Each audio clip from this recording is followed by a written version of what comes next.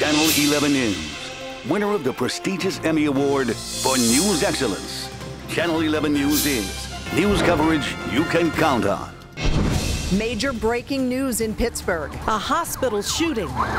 We have several people shot inside Western Psych. Lives have been lost. Police have surrounded buildings in Oakland. Schools and colleges nearby are under lockdown. A very scary situation. We're talking to people caught in the middle of it all. Breaking news coverage you can count on right now at 5. Live, local, late breaking. Channel 11 News starts with breaking news. Oakland under siege. A gunman opened fire inside Western Psych this afternoon. A police officer is among the wounded this evening. Police now believe there was just one single gunman. And now that suspect is dead. Here's the very latest for you. At least 9 people shot. 2 of them are dead, including the suspect. An officer was heard grazed by a bullet. Western Psych, the nearby University of Pittsburgh, and other schools are under lockdown or were under lockdown. This all began inside Western Psych in Oakland, and it has blocked off nearby streets and created terror for people working and living in that area. We have several reporters who have been breaking into programming with us all day, giving you the very latest. We begin our coverage with Rick Earl, who's live right at the scene there. Rick? Well, Peggy, it was a very tense situation here earlier today. When I arrived on the scene, police officers were telling us to get back, to stay back. They suspected there might be another shooter on the loose. Turns out there was not. There was only one shooter involved here at this point, and that shooter is now dead. Of course, a total of 9 people shot, 7 people wounded and are now being treated at Presbyterian Hospital. 2 people are dead. 2 of the 9 are dead, including the shooter. Good afternoon, everyone. Chopper 11 over breaking news under the 31st Street Bridge, an armored car heist, and we have learned one person is dead. The gunfire rang out just about an hour ago. And police have been all over the area searching for the man, and we've heard them give out a description on the scanners. Channel 11 News reporter Gordon Lesh live there talking to witnesses. Gordon, good evening. David, good evening. Sources here tell me that one guard is dead and another is missing. Take a look over my shoulder here and you can see the front end of that armored vehicle parked there. It's from the Garda Armored Car Company. Right now it's parked underneath the 31st Street Bridge here at Railroad Street in the Strip District. The shooting happened sometime between 3:30 and 4 o'clock this afternoon. Police are talking to witnesses in the area, but officers tell me when they arrived they found one guard dead inside and the second guard missing. We want to take you out to Chopper 11, which is flying high live over the flash flooding along Washington Boulevard. We got some reports of drivers getting stuck in more than 4 feet of water there. And we're looking now at some ground video that we have. This is live video shot now from the ground. And as we can see, there is a rescuer there in a boat literally paddling to the rescue of someone trapped in a car there. The situation unfolding live for you. Channel 11's Rick Earl is in our breaking news center to show us what's happening right now. Rick. Well, Darieth, we are hearing some dramatic survival stories there on Washington Boulevard. We just spoke to a woman who says she was driving down Washington Boulevard. All of a sudden, the water swallowed up her car. She actually had to get on the roof of her vehicle and then swim to safety. It's an incredible scene taking place right now on Washington Boulevard. Let's go right to Chopper 11. These are live pictures as rescue workers there are trying to rescue people trapped in vehicles. At 5 o'clock, Channel 11 News brings you the most local news. More stories from local towns and neighborhoods. Our reporters are on the streets in local communities covering the big stories, reporting late-breaking news live from the scene. I'm David Johnson. And I'm Peggy Finnegan. If you want live, local, late-breaking news at 5 o'clock, turn to Channel 11 News at 5. We're local news coverage you can count on. We're live in Ohio on the school shooting. It's a very difficult thing to know that you can't be there to help them. The survival stories and new information on the suspect released in the past hour. Breaking news on the murder of a local teacher. We confront her husband on his trip from the hospital to jail. David, you want to say anything at all? And a mom whose daughter was attacked at a daycare speaks out. I'd get mad just talking about it right now. Those 3 big stories right now. On Channel 11 News at 5. As I was turning away from the gunman, he caught me right on the ear. He got away, but another teen did not after police say a classmate opened fire in a high school cafeteria. It has been an emotional day. One student was killed, 4 others hurt. And tonight, Peggy, police have the suspected shooter in custody. Police in Chardon, Ohio, got the call of shots fired at the high school a little before 7:30 this morning. Didn't take long for students to get out and for worried parents to rush to school to make sure their kids were okay. The suspect ran from the school, but he eventually gave up and surrendered. You can see right here, police are taking him into custody. Cleveland NBC affiliate WKYC says that suspect is TJ Lane, and police say a teacher chased Lane out of the school cafeteria where he opened fire, but it was too late for Dan Parmenter. He died in the shooting. He was just 16. Channel 11's Amy Marcinkiewicz went to Ohio. As soon as we learned about this shooting, she talked to concerned parents, and she just got new information from police, and she's live now in Ohio. Amy. Well, that's right, David. You know, when we heard school shooting, we immediately jumped in the car and started making the 2-hour trek up here to Chardon. Our satellite truck is just one of the more than dozen that are set up here in this parking lot, taking this entire story in. They do have the shooter in custody. 1 boy is dead. There are 4 others in the hospital fighting for their lives as we speak. One thing, thanks, and pray a little bit for those victims. He said pray for those victims. We've been following breaking news overnight as Penn State's Board of Trustees fires head coach Joe Paterno and the university president Graham Spanier in the wake of the child sex abuse scandal there. Paterno and his wife addressed a crowd outside their home late last night. We're covering every angle of this major breaking story with a team of reporters in State College and here in Pittsburgh. I want to bring you up to date with what's happened since late last night. So Paterno announced yesterday that he would retire as head coach at the end of the season, but last night the Board of Trustees decided to fire Paterno, as well as the university's president, Graham Spanier, effective immediately. Police in riot gear then had to clash with students on the State College campus overnight. Crowds toppled a television news van, among other chaos, while officers used pepper spray to try to control that crowd. Outside of Paterno's home overnight, a more peaceful gathering where Paterno thanked his supporters and asked them to pray for the victims. Our team of reporters in State College was caught right in the middle of the riots on campus overnight. Channel 11's Julie Fine has more on the situation unfolding from College Avenue. With everything happening at Penn State tonight, our photographers were in the middle of all of it when the riots broke out. Now, here's what happened. We heard about a news truck that was overturned, so we went down to get video of that. Our photographers went down the street to get that. Courtney, Brent, and I actually stayed in our news vans to make sure nothing happened to them. While our photographers were down there, they were hit with mace, they were hit with mud, and they were hit with water bottles. Finally, a Penn State student came up the street and told us we better get out of there because they may overturn other cars. Courtney and I actually left the scene. We were able to meet up with our photographers a short time later, but they described an extremely chaotic scene down the street. We saw it as well. At certain times, people came running up to us. A very difficult night at Penn State. A man on the run for more than a decade in a standoff with police and the FBI in Verona. Officers told our chopper to leave the area because the man has a high-powered long-range rifle. And neighbors are being told to leave their homes because the situation there is so dangerous. We have live Team 11 coverage starting with Channel 11's Renee Kaminsky near that scene in Verona. Renee? Peggy, there is a huge police presence here. I've never seen anything like it. It pays to get here first as far as media is concerned. We have a great vantage point. Let me show you where it is all unfolding. Right up at the 400 block of Center Avenue. You have a great shot of that right now. It's beyond that stone church you see on the right. That is where the home is located. And that is where 30-year-old Frank Perez, according to the FBI, Frank Perez Jr., a dangerous fugitive, is holed up right now. We are hearing that he may have a hostage with him, but we have not been able to confirm that, not yet. I've been talking to neighbors who are telling me they heard multiple gunshots earlier. We have confirmed through the FBI that this is a very dangerous man, Frank Perez Jr., on the run for 12 years. He reportedly has lived in this area for a couple of months. They say he has high-powered weapons, and he actually fired on FBI agents earlier in the day when they tracked him here to Verona and try to take him into custody. He's one of the men behind Microsoft, Paul Allen, worth $13.2 billion. And Target 11 has learned this billionaire almost lost some of that fortune to identity theft.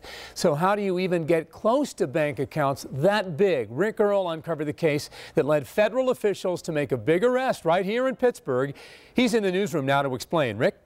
Well, David, that's the question investigators are trying to figure out tonight. According to these court documents obtained exclusively by Target 11, a local man made just one phone call, and he was able to access the bank account of one of the richest men in the world. Microsoft co-owner Paul Allen, owner of the Seattle Seahawks, one of the richest men in the world. And Target 11 discovered the target of a recent identity theft case. According to federal court documents, Brandon Lee Price of Pittsburgh is now charged with wire fraud and bank fraud. The feds saying Price portrayed himself as Allen. It all started from Price's home in Point Breeze, according to investigators. They say Price successfully changed the address on the bank account of Paul Allen back in January. According to court documents, Price then claimed he misplaced the debit card. The bank sent him a brand new one. Price attempted several transactions, including the transfer of $15,000 through Western Union.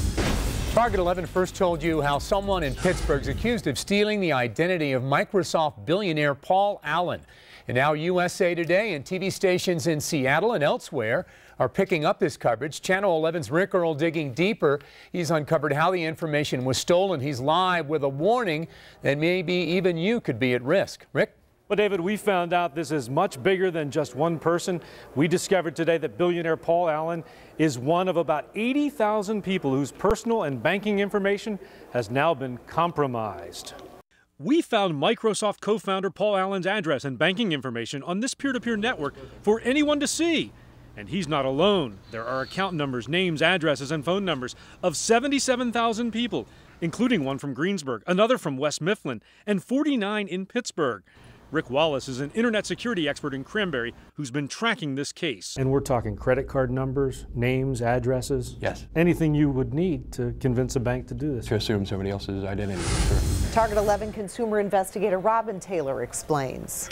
Well, you know, we lock our doors, we install motion detector lights, we may even have a security system to keep thieves out. But when it comes to our computers, we often leave the door wide open for cyber criminals. First stop sign, we'll make a right at the second stop sign. We went for a drive with a computer security expert to find out how easy it would be for a cyber thief to break into a business or a home. And it didn't take long for us to find plenty of Wi-Fi hotspots. We're probably somewhere around 150 that we've found so far. Computer geeks call this war driving. It's when you drive around searching for wireless networks. There's nothing illegal about it unless you try to hack into the computers on the system. So let's say you're a bad guy. What would you do with that information? Once we make a wireless connection to their network, we have just as much access to that information as a computer that's inside their office. That's kind of scary, isn't it? It is scary for those businesses. Lloyd Wolf told me the hacker doesn't need a sophisticated computer program or a great deal of knowledge. He just needs to park outside and log on to the network. Here there are lots of professional buildings, lawyers, engineering firms. Some of the Wi-Fi networks were locked up tight, but many weren't. On our short drive, we also passed through a residential neighborhood where we found another 100 Wi-Fi networks. Child predators are very savvy. They know how to get personal information from your kids. Yes, they do. Target 11 investigator Rick Earl learned that they operate online and tells you what you need to know to protect your children. Rick, this is really frightening stuff.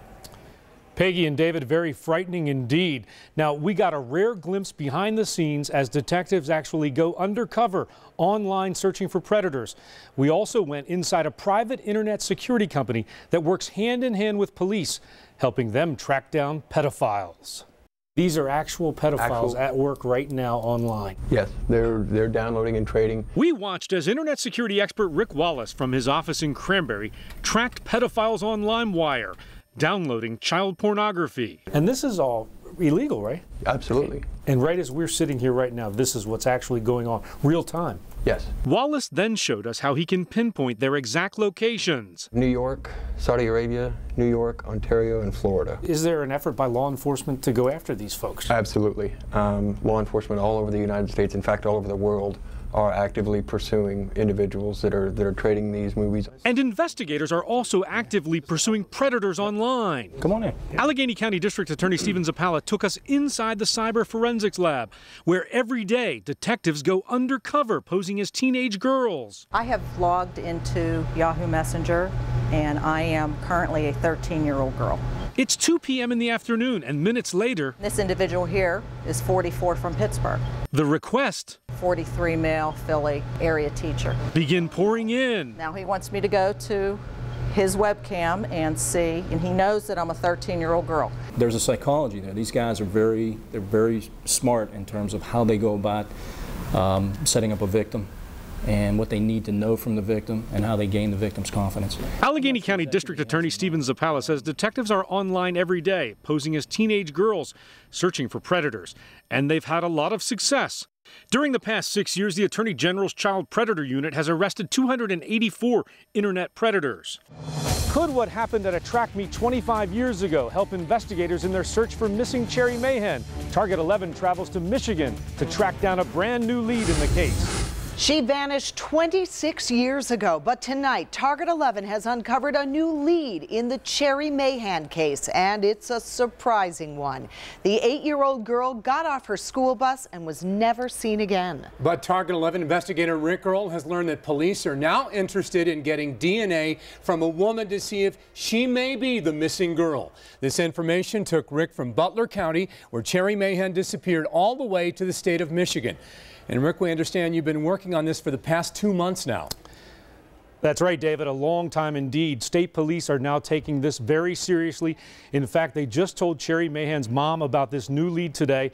This tip led us all the way to Michigan. Right off the bat, I want to say, the woman says she's not Cherry Mahan. But tonight, police have a lot of questions and interviews to do, bringing this case right back to life after all these years. 8-year-old Cherry Mahan was last seen getting off a school bus near her home in Cabot on February 22, 1985. Witnesses said she may have gotten into a blue van with a skier mural painted on the side. She hasn't been seen since. Or has she? State police tell us they are now tracking a possible sighting of the girl that happened months after she vanished. That girl is now a woman living in a small Michigan community. Target 11 traveled to that town in Michigan to track down the source of that information. I couldn't answer that for sure. I certainly wish I could help you. After finding the woman who claims she may have seen Cherry Mahan, we asked her many times about what she could remember about that possible sighting so long ago. She was vague at first, but then the interview took a strange turn. If you shut that off, I'll tell you something. Okay.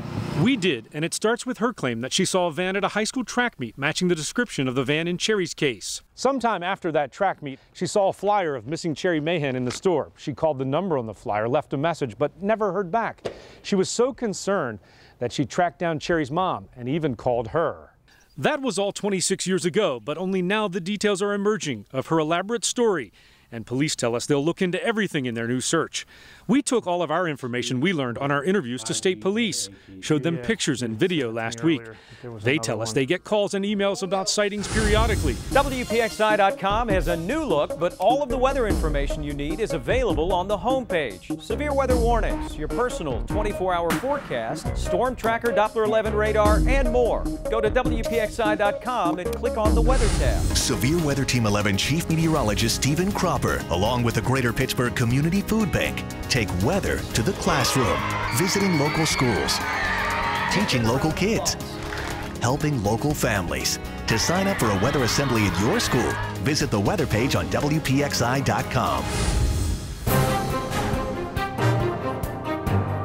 At a moment's notice, winter weather can take a dramatic turn with potentially devastating consequences. The key to dealing with the winter storm is preparation, and we're here to help you. From the technology in Severe Weather Center 11 to the experience of our weather team, we're committed to being first to let you know what you can expect this winter. Good evening, and thanks for joining us for Severe Weather Center 11's Special Winter Report. The leaves have fallen and winter officially begins in just a few weeks, and we've put together a blueprint to help get you ready for the season. Over the next half hour, we'll show you what procedures we have in place and how you can find out if your child's school is closed for winter weather. Plus, Pittsburgh's most experienced team of meteorologists will break down this year's season from all angles, including a look back at past winters and a look at the current patterns driving the weather. And I'll give you an update on just how much snow I expect us to see and how cold it'll get. We begin tonight by giving you a special inside look at the tools we work with every day and how they help us let you know what to expect. Our experienced team of meteorologists use Storm Tracker Doppler 11 radar and its 1 million watts of power to see inside the storm. We use Storm Tracker to show you hour by hour what neighborhoods will be impacted by clouds, rain, ice, and snow. And our ice and snow vision technology shows you exactly how much fell where you live. And Severe Weather Team 11's got you covered on the web. At WPXI.com, you can get the forecast for your zip code and use our interactive radar.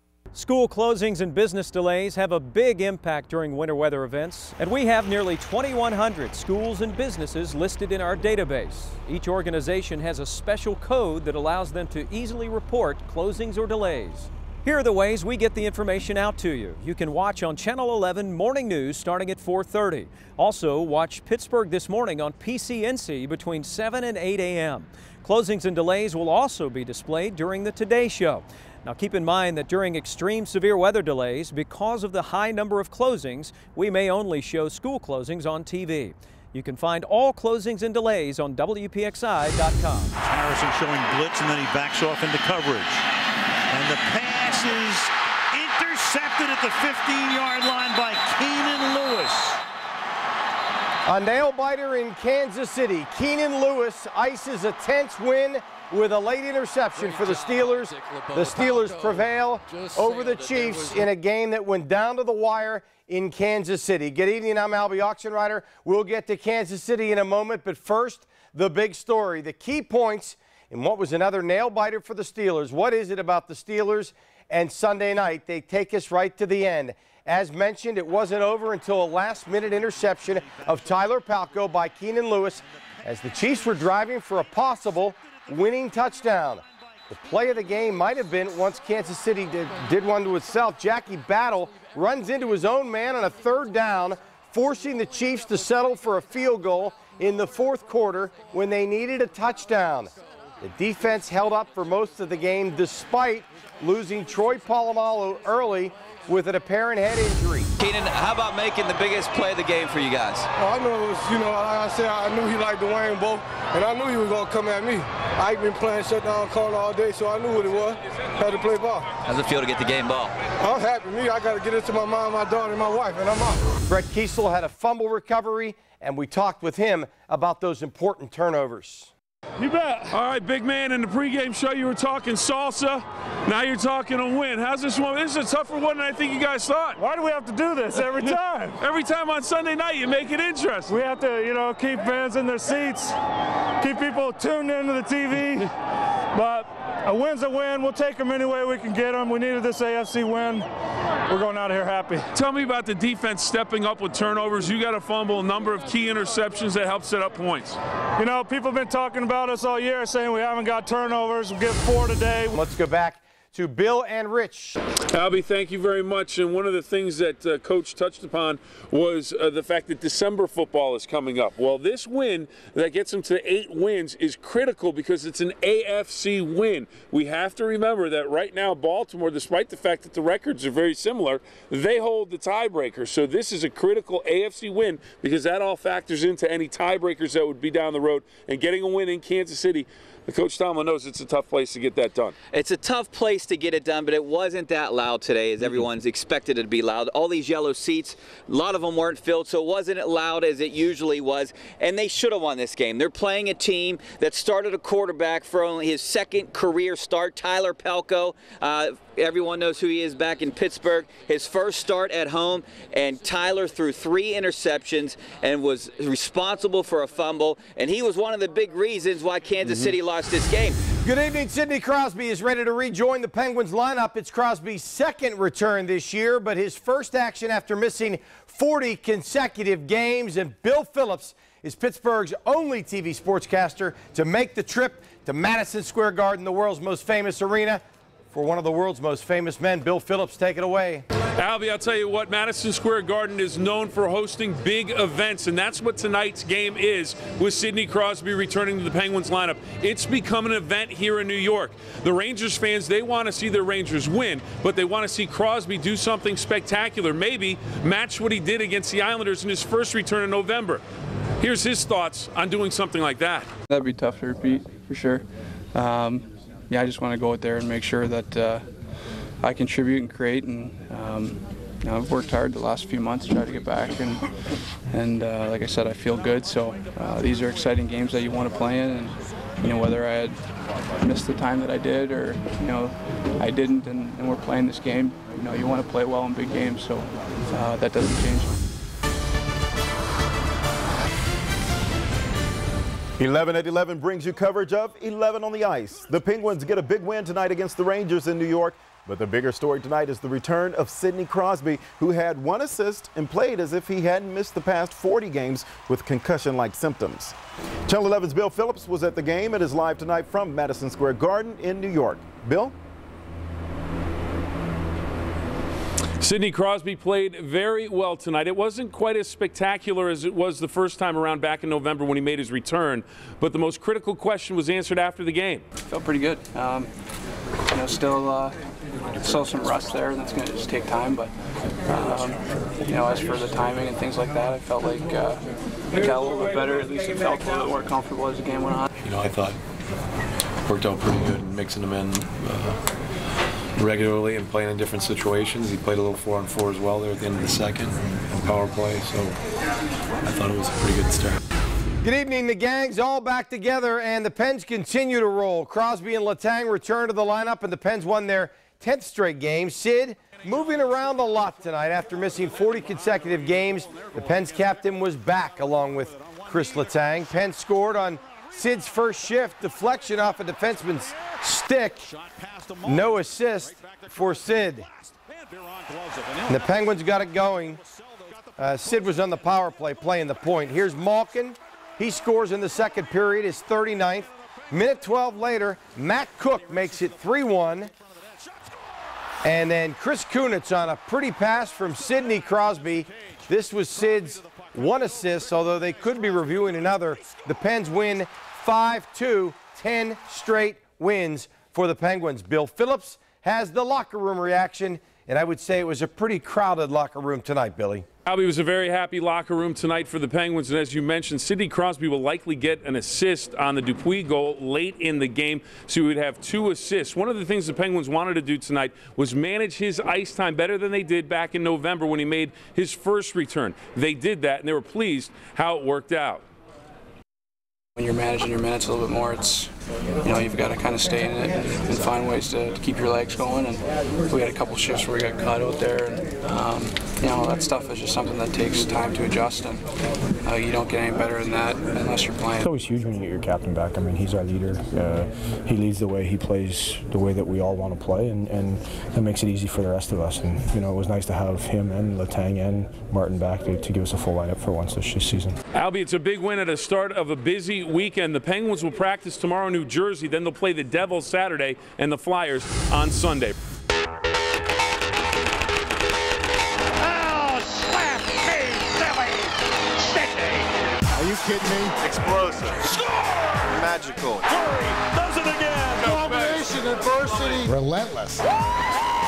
Tenacious. Fantastic. They're having a monumental season. Passionate. How's that for a statement? Spins around, scores! Dynamic. You don't win hockey games if you don't play with heart. Malkin fires,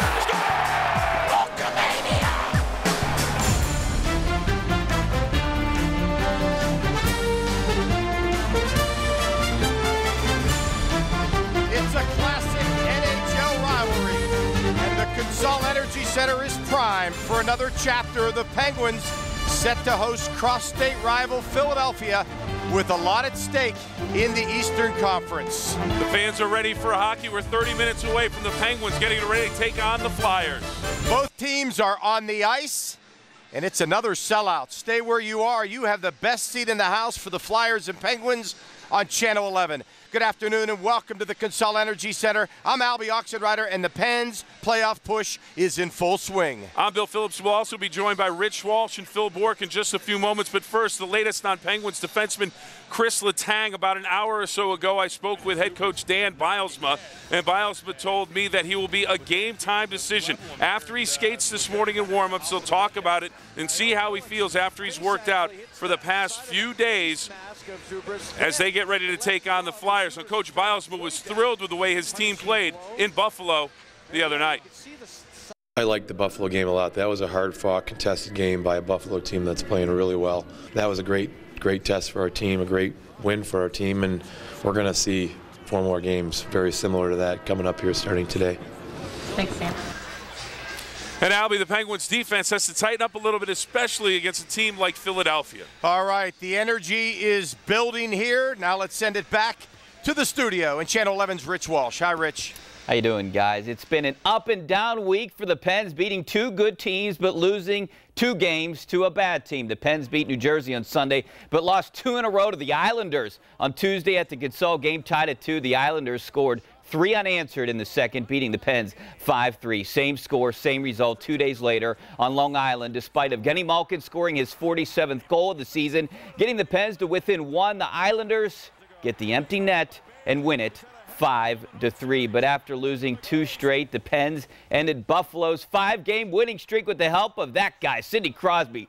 4-point night, Crosby a goal and 3 assists. And the time the Pens win this one, 5-3. Here's the latest look at the standings. The Rangers are 5 points ahead of the Pens for the top spot in the East. Boston and Florida are 2 and 3. The Pens right now are 4th. Unlikely they can move up to 1, but could fall to 5th. That's where the Flyers sit, just 4 points back of the Pens. These final 4 games could change a lot. New Jersey is 6th, Ottawa 7th, and it's a battle between Washington and Buffalo for the 8th spot. The Caps have the 2-point advantage now. And one stat that's not in favor of the Pens, they are winless against the Flyers at the Consol, 0-5 dating back to last season. Hopefully they can break the streak today. Guys? Thank you, Rich. Well, when these 2 teams meet, high emotion, high intensity, physical play. In their last matchup with the Flyers, the Pens controlled the game through 2 periods of play, and it looked like they were on their way to a convincing win.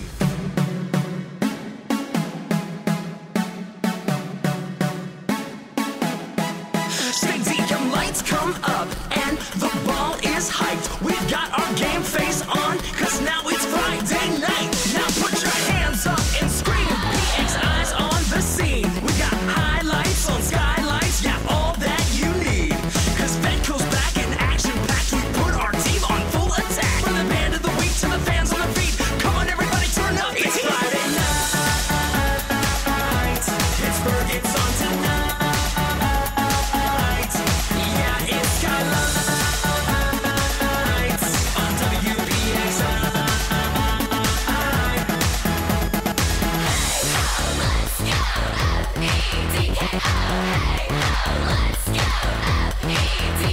Our school is impressive. We be aggressive. Be aggressive. Be aggressive.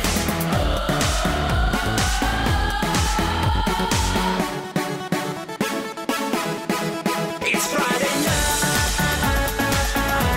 Pittsburgh, it's on tonight. Yeah, it's skylights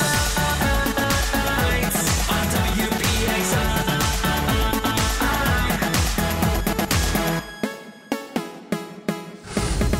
That'll be a successful day here at Heinz Field. It's nice to see all the teams and the coaches and the players, and also nice to see you back, John. Well, thank you so much, Rich. It's great seeing you and Albie and all the high school football players, coaches, fans, the cheerleaders. What an unbelievable day at Heinz Field. We want to thank the Steelers. Kevin Colbert was here to talk to the players.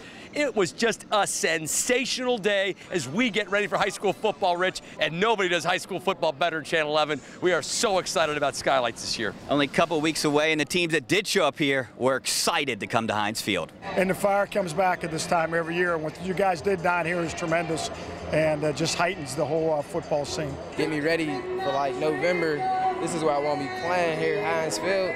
John, close to 60 schools here today. It was awesome, Rich. And remember, you can see all our Skylights coverage on WPXI.com. We got a Facebook page. We're Twittering. It's Skylights 24 hours a day. And the first week of Skylights, the first Friday of Skylights, mark it on your calendars, September 2nd. For John Fedko, I'm Rich Walsh. Back to you, Albie. We head out to Beaver County. This is a huge one, fighting for a playoff berth. Hopewell hosting West Allegheny. First quarter, Hopewell up 3-0. West Allegheny with the trickeration. It's Torrey Delmonico and the option to Tanner Koger, touchdown. West Allegheny leads 7-3. Second quarter, Hopewell's Russell Shell puts Hopewell up 10-7. Still in the second, it's Russell Shell from his own 45. Gets some blocking, turns the corner, and he's gone. 55 yards for the touchdown, and Hopewell leads 17-7. Hopewell's got to win to get into the playoffs. Third quarter, West Allegheny fights back. Dylan Bongiorni goes to Demetrius Floyd. 58 yards. West Allegheny gets within 3. Can Hopewell and Shell get into the playoffs? The answer is yes. Shell goes in for the touchdown, and Hopewell wins 31-14. Shell will be in the WPIAL playoffs, and so will his Hopewell teammates. Channel 11's Rich Walsh was at the big game in the North Hills. North Hills at North Allegheny. North Allegheny wants payback after last year's loss, coming into this game this year undefeated, but it's never easy against rival North Hills. The Battle of the North. No score until the second quarter. Mac Leftwich hits James Kleinhampel, who does the rest, getting NA in the red zone, which sets up this. The field goal just gets in the uprights, and it's 3-0 Tigers. A little later in the second, North Allegheny finding its rhythm on offense. Brendan Conacher on the receiving end of this touchdown gives North Al the 10-0 advantage. Now to the second half, Vinny Congito puts the game away. North Allegheny shuts out North Hills 17-0. So NA finishes the season undefeated, a perfect 9-0 record. Reporting from North Allegheny, Rich Walsh, Channel 11 News. Let's stay in AAA. Chartiers Valley at Thomas Jefferson. First quarter, TJ up 7-0. TJ's got a great quarterback, Dominic Presto. He hits Zachary Shademan for the 6-yard touchdown, 14-0 Thomas Jefferson. Chartiers Valley has the Cape Crusader. Wayne Capers, touchdown, 14-7. The Cape Crusader gets Chartiers on the board. Second quarter, watch this catch. Dominic Presto to Jake Mascaro. Jake Mascaro with an incredible catch for the touchdown. Thomas Jefferson up 21-7 late in the first half. 3rd and 5. The Cape Crusader, Wayne Capers to Zach Chapman, and Chapman is gone. 79 yards. It's 21-19. Thomas Jefferson up by 2. Thomas Jefferson turns to Ryan Ruffing. Look at that move. Reverses field, goes in for the 10-yard touchdown. Thomas Jefferson wins 37-22. It's week 7 of Skylights and also another edition of John Fedko's Wendy's Player of the Week. I'm at the home of the defending WPIAL champs, South Fayette. A high-powered offense, and our Wendy's Player of the Week is the key to that offense, receiver Zach Challingsworth. Zach caught 7 passes for 129 yards and 2 touchdowns last Friday in a win over Keystone Oaks. I gave him the award today at practice. It's a lot of fun, though, and you're going to get the ball probably 8 times a game just as a receiver, but just getting as many touches as you do, we can score it just like that. And for Skylights action 24 hours a day, go to WPXI.com. Reporting from South Fayette High School, I'm John Fedko, Channel 11 News. Big Ben, you know, he's a great quarterback. God can have his soul, but it belongs to me. They kicked our butts the first game, and a lot of guys still have that fresh in the back of their mind. They got their song, they got their terrible towel. I mean, it's a tough place to play. All the talking really don't matter to me. I do all my talking on Sunday night. This is Chris Carter, and the Jerome Bettis Show starts right now. The Jerome Bettis Show, sponsored by S&T Bank. Good evening and welcome to the Jerome Bettis Show. I'm Bill Phillips, along with the one and only Jerome Bettis, the bus. And it is a big weekend, and that was linebacker Chris Carter at the top. If you didn't recognize him, we'll hear from him a little bit later on, Jerome. First, the bus stops at Heinz Field for this week for a big showdown with the Ravens right here on Channel 11. Sports director Albie Oxenrider has a scouting report on the Ravens. The last time these two teams met, it was brutal. A 35-7 rout by the Ravens. But these teams look to be on different paths. The Steelers look good, winning 4 in a row, including a huge win over the Patriots last Sunday. The Ravens, they lost to Jacksonville, then had to come back from a 24-3 deficit to beat the Arizona Cardinals. After a fast start, Joe Flacco has cooled off. He now has 8 touchdowns and 6 interceptions on the season. Ray Rice is still the driving force on the offense with 489 yards rushing and 5 touchdowns. Rice ran for 107 yards in the first meeting between these two teams. The Ravens defense is vicious as always, led by Terrell Suggs and his 6 sacks. 3 of those were on Roethlisberger in the first game. And Ed Reed picked off Ben twice in that first game, but hasn't had an interception since. So he'll be looking to get back on track. The Steelers and Ravens kick off at 8:20 right here on Channel 11. With a scouting report for the Jerome Bettis Show, I'm Albie Oxenrider. There didn't need to be a 35-7 rout for there to be bad blood between these teams, and leave it to Terrell Suggs to spice things up. Big Ben, you know, he's a great quarterback. God can have his soul, but it belongs to me. You know, I respect him. Like him, not so much, but but I respect him as a player. Please put on that 86 and that smile and all that things you do. Yeah, we need all that for this game. I was just honored that he mentioned my name in his press conference.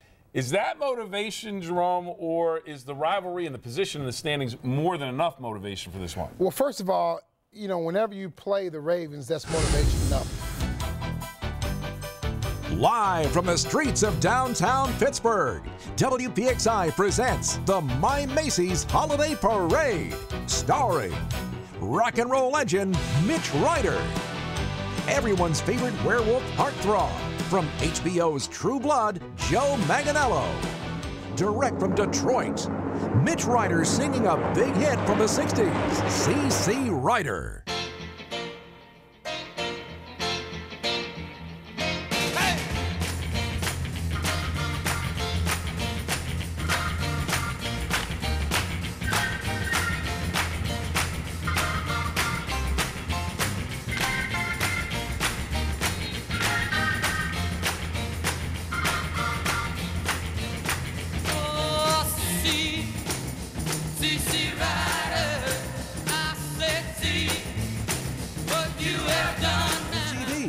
Please welcome the incredible Mosaic.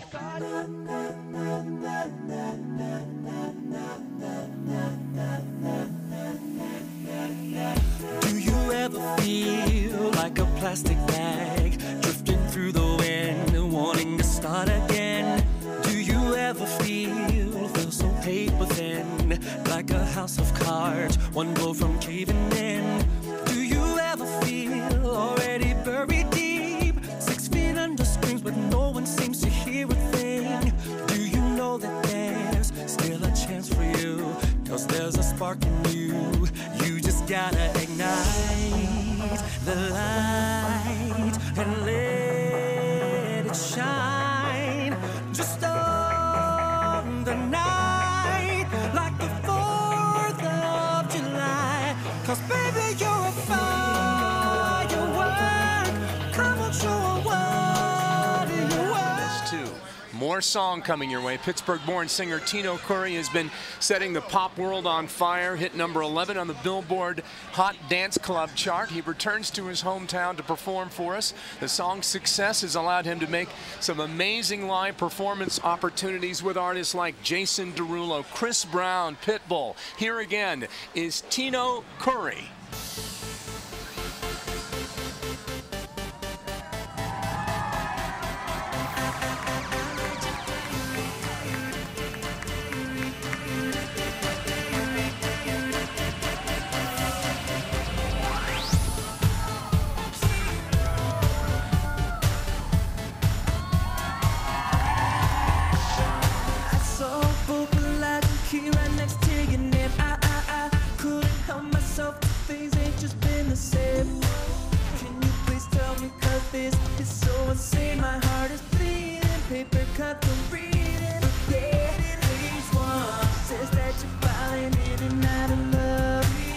As we draw near the end of our parade, the jolly old elf himself. Albie gets to interview all the superstars in this parade, doesn't he?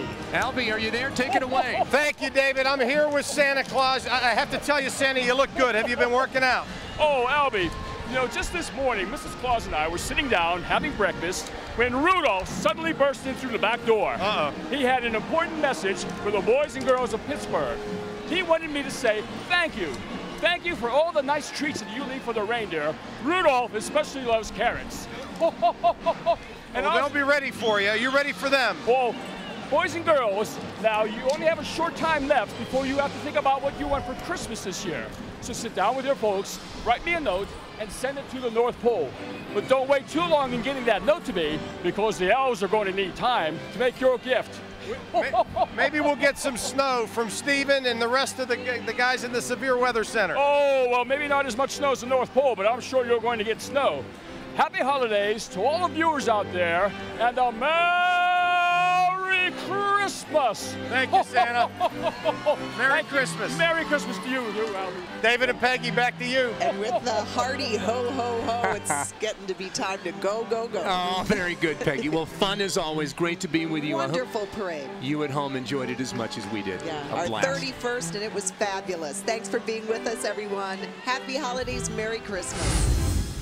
Create a smile for a patient this holiday season. Presence for Patients is seeking individuals and groups to adopt patients in nursing homes, assisted living centers, and personal care homes. Just sign up to visit a patient near you, buy a gift the patient suggests, and personally deliver it. Your visit is the real present. 321 homes are taking part.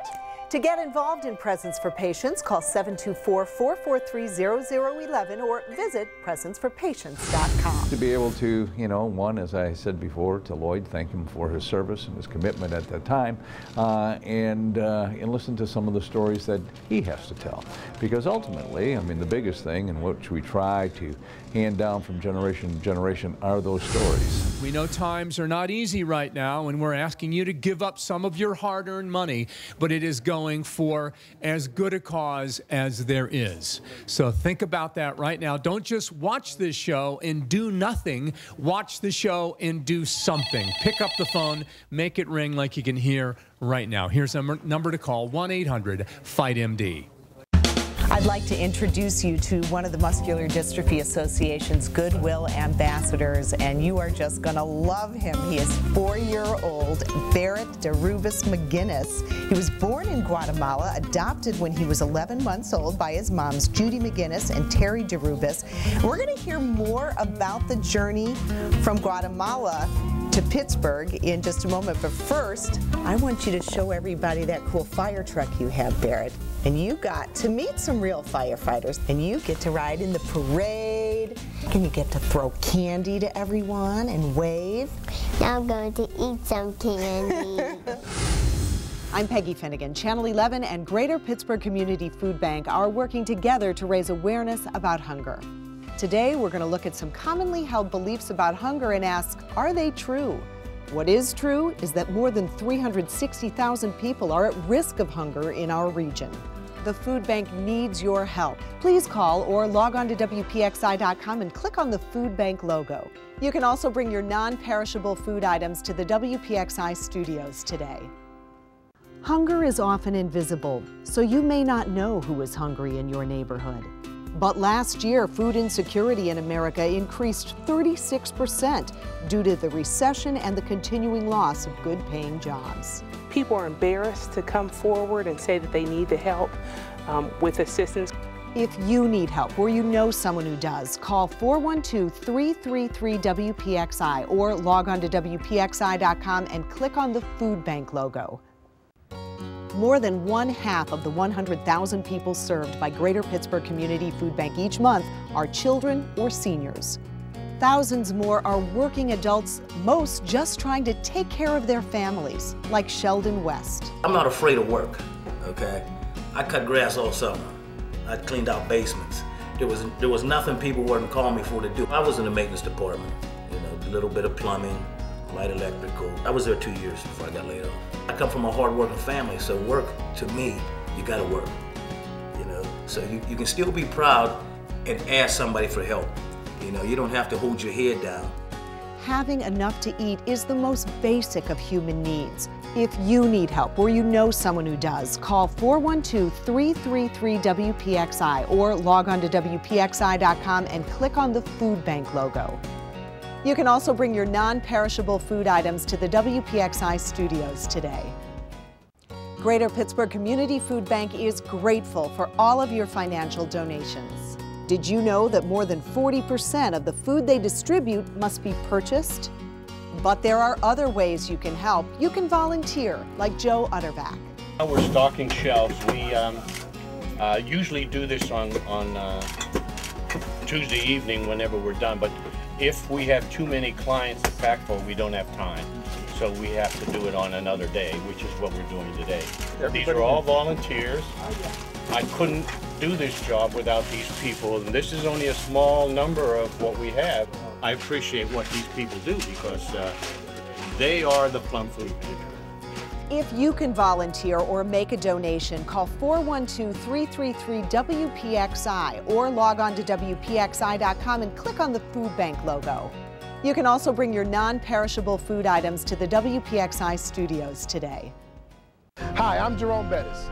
Help strike out hunger in Pittsburgh by donating to the Greater Pittsburgh Community Food Bank. Join WPXI on December 17th for our campaign to end hunger. Go to WPXI.com for more information. Today, Channel 11 and FedEx are teaming up to help the food bank.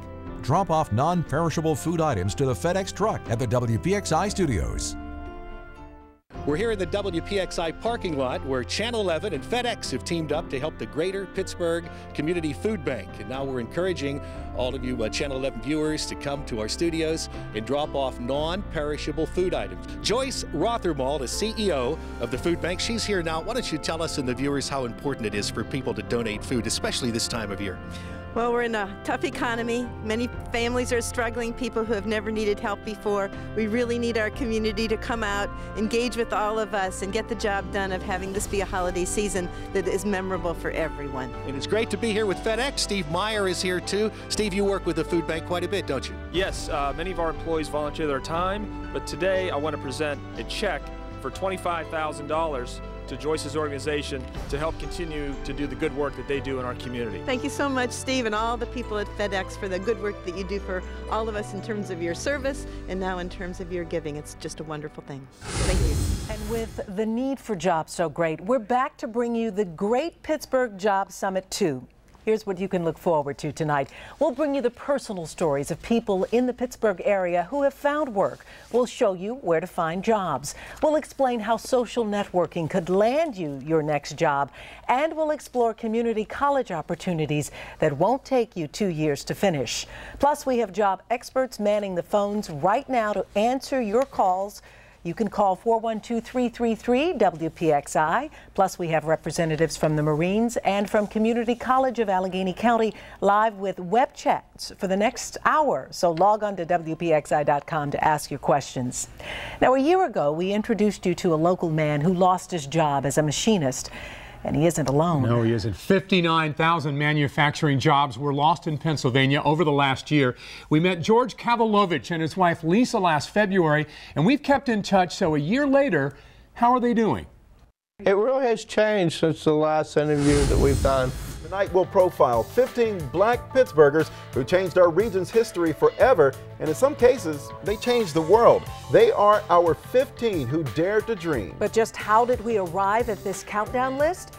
Well, we asked some of the area's top community leaders to rank these legendary African-American history makers in order of importance. And then we tabulated those ballots to come up with our consensus countdown. Our top 15 list includes notables from the world of politics, civil rights, art, and entertainment. And even though we could probably devote an entire program to each of our 15 who dare to dream, during the next half hour, we're going to profile them all. So, Darieth, I guess we'd better get going. Let's kick off the countdown right now with number 15. All right, and here we go.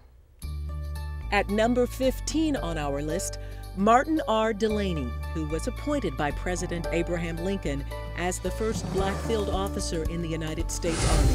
So far, we've seen how natural gas, coal, and nuclear energy are establishing us as an energy leader and creating jobs. Those are just 3 of 7 energy fields in which our region is a top 25 employer. Alternative energy sources like wind power have put the wind in manufacturer sales here.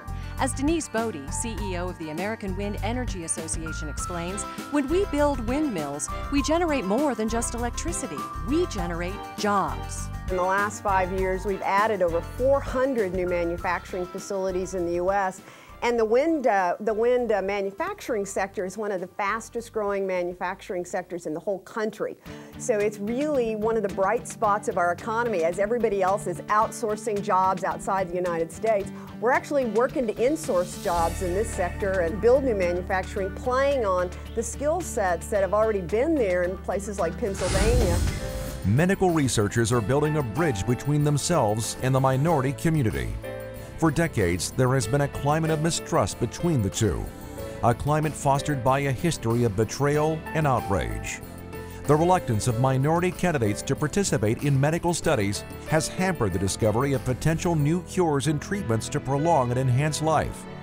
Tonight, we'll explore several ways researchers are changing perceptions about medical studies involving minorities, and meet the men and women at the forefront of the fight to change attitudes and build trustworthiness.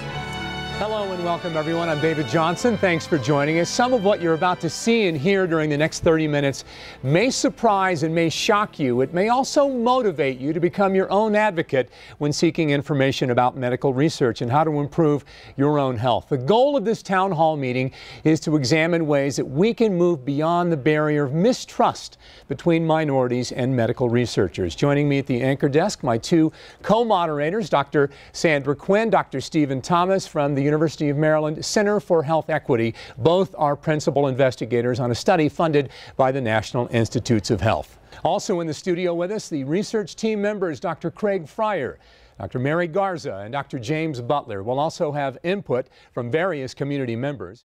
And just when we get a handle on that, comes this.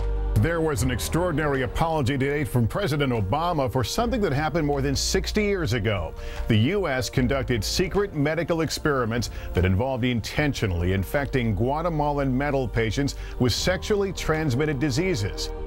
All right, sir, you have a question. Yes, once the trust is built between the minority community and the researchers, what guarantees do we have that another Guatemala or Tuskegee does not happen? Okay, panel, let's get your reaction to this. Dr. Fryer, let's start with you. So what do you think about this kind of different, innovative training? Is it going to be helpful as for potential recruiters? I think so. I think this training covers one fundamental concept of community engaged research, and that is that you have to meet people where they are. It takes the researcher out of their traditional setting, and it puts them in the comfort zone of the actual individual that they want to talk to. That may be a church, it may be a community center. In this case, it was a barbershop. And I think fundamentally it gives them the opportunity to participate in something where they will have the opportunity to think about what they may encounter from a diverse group of individuals that may participate in their research studies. Sometimes all we need is a little reminder. And that is exactly what these thumb bands are intended for, a reminder to text later. Because not only is it illegal, but texting while driving can also be deadly. Find out how to get your thumb band at WPXI.com. Hi, I'm David Johnson. And I'm Peggy Finnegan from Channel 11. This week, we're on Millionaire. How much courage do you have? Going to find out right now. It's a special week as we play it forward for charity. B, final answer. No way that you're leaving anytime soon. Watch Millionaire at a special time, tonight at 8 on Channel 11. Channel 11 News, winner of the prestigious Emmy Award for News Excellence. Channel 11 News is news coverage you can count on.